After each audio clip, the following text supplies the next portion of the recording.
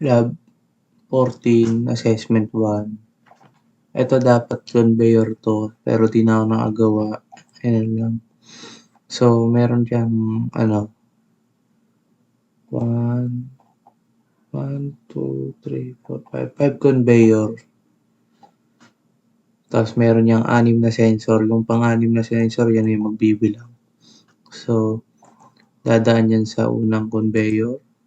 Pangalawa. Gagana itong mga to. Ay, start pala muna. Dadaan sa unang conveyor. Pangalawa. Pangatlo. Pangapat. Yun sa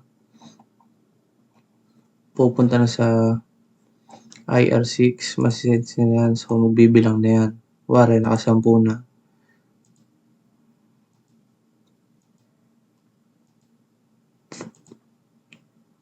7, 8. Ano lang yan ha, ulit lang yan. Pero ito lang, minadali ko lang.